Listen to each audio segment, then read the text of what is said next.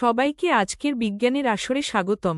নাসার James Webb space telescope একটি দারুণ জিনিস খুঁজে পেয়েছে। পৃথিবী থেকে প্রায় ৩৪ আলোকবর্ষ দূরে একটি ইলাম লাল বামন নক্ষত্রকে ঘিরে শনি গ্রহের মতো ভরের একটি নতুন গ্রহ ঘুরছে। এর নাম দেওয়া হয়েছে TWA-7b। এটিই প্রথম কোনো গ্রহ যেটিকে ওয়েব টেলিস্কোপ সরাসরি ছবি তুলে আবিষ্কার করেছে। এইভাবে খুঁজে পাওয়া গ্রহদের মধ্যে এটি সবচেয়ে হালকা।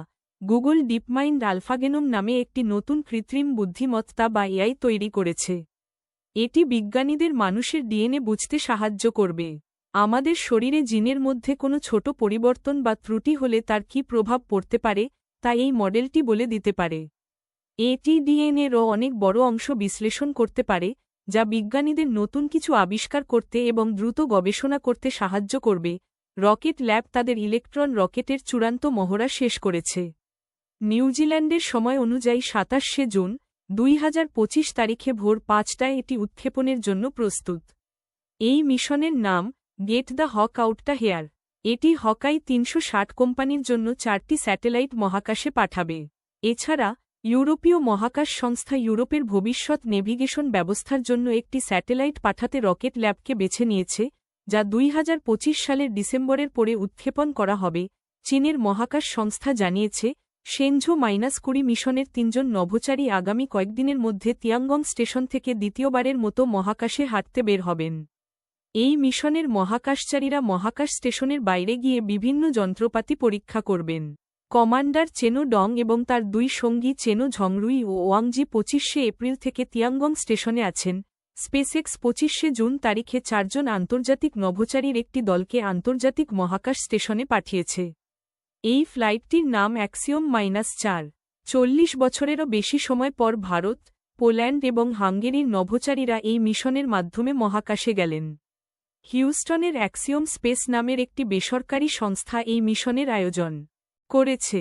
৬৫ বছর বয়সী অভিজ্ঞ মার্কিন নভোচারী পেগি হুইটসন এই দলের কমান্ডার। তার সাথে আছেন ভারতীয় বিমানবাহিনীর পাইলট সহ রস্য-উ-কার অ্যানসাহ রস্য-উ-কার শুক্লা, পোল্যান্ডের বিশেষজ্ঞ স্লাউস উজনানস্কি উইসনিউস্কি এবং হাঙ্গেরির প্রকৌশলী টিবর কাপু। বিশ্বজুড়ে শিশুদের টিকা দেওয়ার হার গত ১৫ বছরে থেমে গেছে।